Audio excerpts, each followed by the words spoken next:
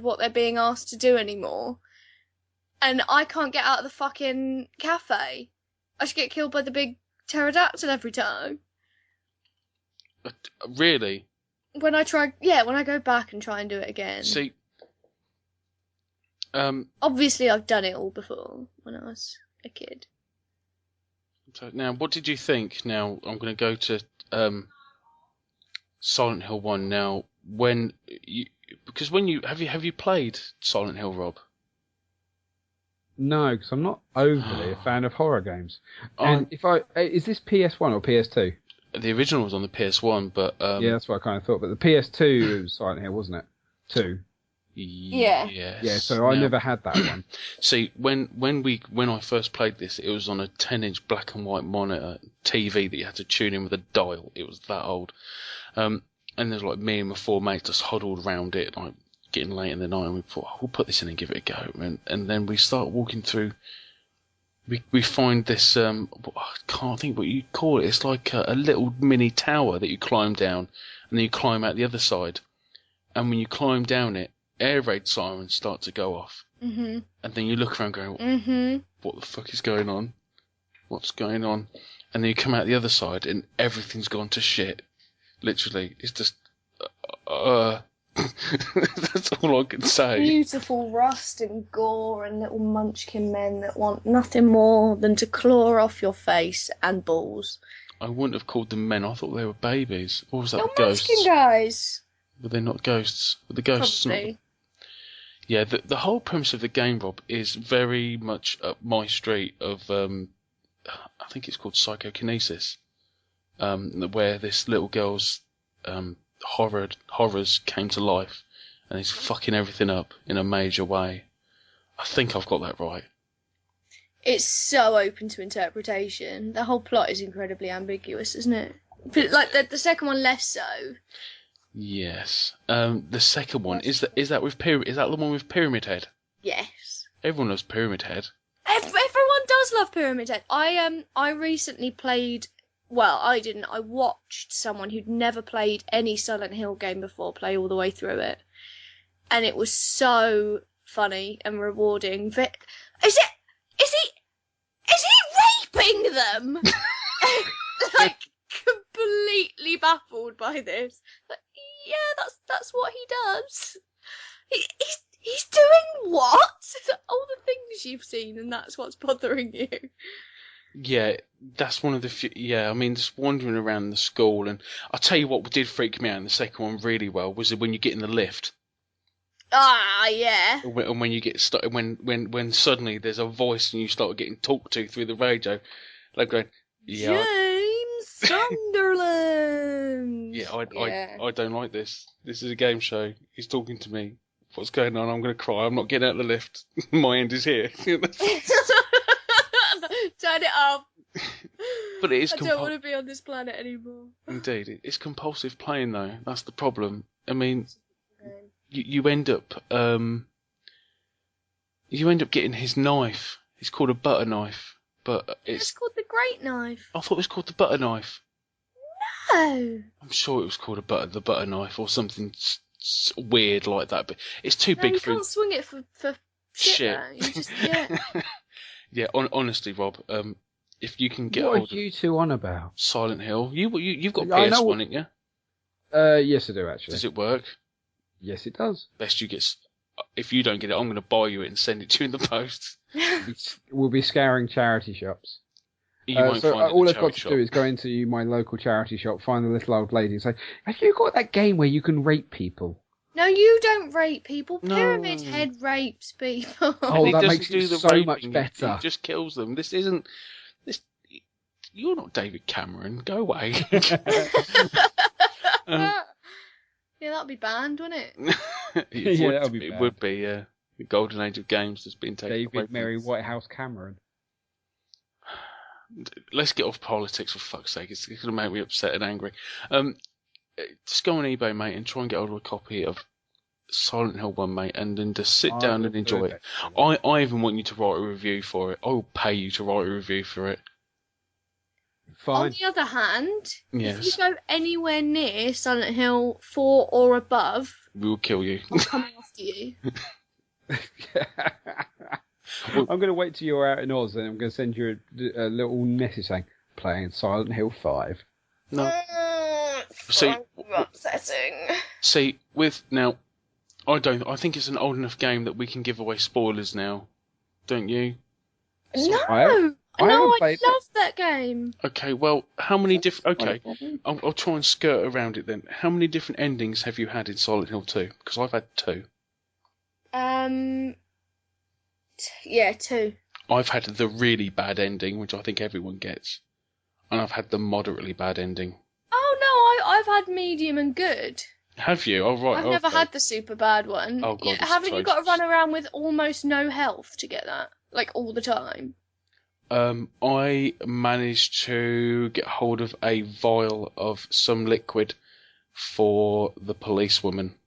Oh, we're talking about Silent Hill 1. No, 2. When you're on the roundabout, when you're on the Ferris wheel roundabout That's- thing at the end.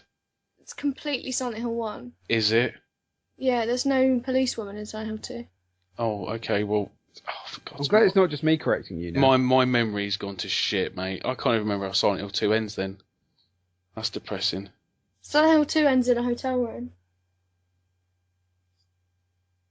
A special place. Oh, Have you God. even played it? Of course I have. I can't remember. I'm going to have to watch a run through on it to jog my memory. Am I going to have to do like a Watch let's play of Silent? I will Yeah, watch a about to say let's let's play. play on Silent Hill 1, then write a review based on someone else playing it. This Okay. is another role of Let's Play, by the way, is nostalgia for games that you can't be bothered to actually go through anymore. Yeah, for the lazy. When you go- Nostalgia for the lazy, when you really want to do something else at the same time. Yeah, why not? Yeah, and that, ladies and gentlemen, is Roasted Glasses. Now, Arrested Development. Would someone like to mention this? Because I don't know what this is all about. What, Satellite Rain? I have no idea. Okay, who's heard of this? Obviously, Proton. No. No. Jen? No. Fantastic. Okay, right. Prepare to get your socks blown off. I've had 2 links sent this week to me. One by Paul from Mode 7 Games, and I'm going to apologise, but I can't remember who the second person was. Basically, Satellite Rain is a Kickstarter game. It is described as a real-time class-based strategy game. And because I'm nice, I'm sending you both a link to it. Now, Thank you very much. this sounds, so far, very, very, very generic, until you realise it's very similar to Syndicate. All right. Okay, now have I got your interest? Yes, I love Syndicate. A great game. Okay, now... Ooh, it's doing well, isn't it? Yes, now, this is where it gets exciting. The reason it looks like Syndicate, because it's virtually the entire original Syndicate team. Really? Yes. It's not to do with that poor excuse for a game called Syndicate that wasn't, in fact, the original Syndicate. No. They are even trying to get the original musician back on board for it as one of their stretch goals. What, a stretch goal? Yes, if they can get their stretch goals achieved in Kickstarter. Oh, they've got goal, them. sorry. I thought you said stretch goal. I don't know what the hell you're on about. Sorry, my ears are bad.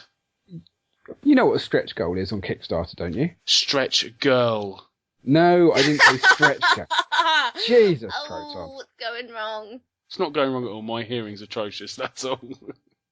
So yeah, they've got £306,000, £306,488 out of the £350,000 goal. And they've got 6 days left. Everyone should put in a few quid for this. Right, okay. They'll make it. I think they'll easily make it. They should do. They deserve to. I think it looks good.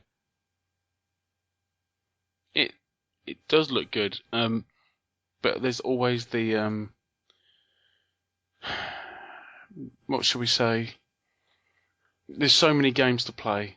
That's the problem. Do you think this is worth it? That's the thing. I've just bought Syndicate because it's that good. Are they Australian? Yes, I think this lot are. Australian. It's a company called Five Live Studios. But I think they've got a lot of interactions with the original Syndicate team. So this is the proper spiritual successor of Syndicate.